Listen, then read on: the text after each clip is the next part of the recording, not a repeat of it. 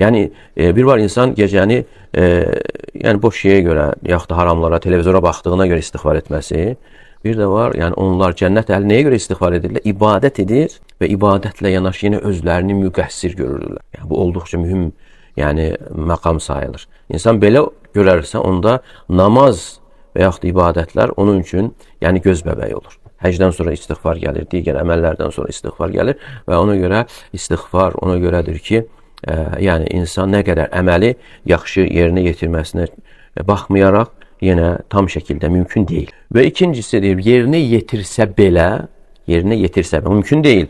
Fərz edək ki, yerinə yetirsə belə, yəni insan düşünməlidir ki, Allah Teala bundan da ucasına layiqdir. Ona görə bu 6 məşhəd. Birincisi nə oldu? İxlas. İkincisi sidq və nəsihət. Sadiqlik, yəni insan qəlbini boşaltması başqa şeylərdən. Necə ki, bədəni ilə yönəldiyi kimi qəlbi ilə də yönəlməsi Allaha tərəf. Üçüncüsü tabeçilik, sünnəyə tabeçilik. Dördüncü ihsan, məşhədi ihsan halıdır. Beşinci minnət. Minnət elə nemət deməkdir. Yəni bilməlidir ki, nəyə müvəffəq olursa, yəni onu Allah Teala tərəfindən olduğunu düşünməsidir. İnsan belə düşünəndə inşallah həm daha da əməllərə müvəffəq olmasına səbəb olur, həm qabul olmasına səbəb olur. Yəni eyni zamanda bunu bilməsi öcbün qarşısını alır. Biləndə ki, yəni nemətlərin hamısı. Hansı nemətə müvəffəq oldu? Elhamdülillah. Yəni bilir ki, Allah Teala yardım. Yəni çünki Allahın yardımı olmasa, qalxması, oyanması, namaza qalxması, rükû etməsi, səcdə etməsi, digər xeyirlər, istənilən xeyir, yəni Allahın yardımı olmasa, yəni mümkün deyil. Və 6-cı məşhəd isə təqsir, yəni müqəssirlik.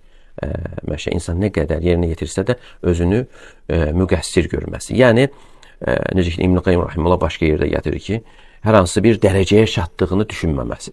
Əgər insan istəyir elmdə olsun, istəyir əməldə olsun, ibadətdə olsun, hər hansı bir dərəcəyə çatdığını hiss edərsə, elə bir hisslər gələrsə ona, yəni maşallah, mən özümə görə bir möminəm, ibadətlərim var.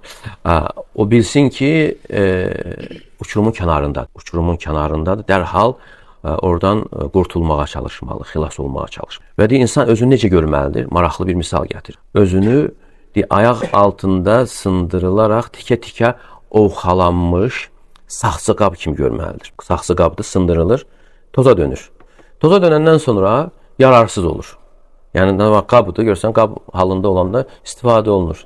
Müəyyən bir işlər üçün yararlı olur. Amma bu sındırılandan sonra yararsızdır. Yalnız onu ilk dəfə düzəldən tərəfindən yenə düzəldilərsə, yenə yararlı olar. Yəni, insan da özündə elə görməlidir ki, nə qədər əməl etməsinə baxmayaraq, yəni etdiyi əməlinə görə, ibadətinə görə, elminə görə nəyəsə layiq olduğunu düşünməməlidir. Saxsı qab kimi, yararsız. Nəyəsə yararlı olduğunu, yəni layiq olduğunu düşünməməlidir. Yəni, bu cür görməsi insanın daha da ucalmasına səbəb olur. Amma nə vaxt ki, görsə, bu hisslər gəldisə, bu təhlükədir və hətta insanın əməlinin batil olmasına kimi gətirib çıxardır. Allah qorusun, Allah Teala hər birimizi xeyirlərə müvəffəq etsin. Allah Teala hər birimizə o namazı hər birimiz üçün göz bəbəyi etsin. Namazda rahatlıq tapanlardan etsin.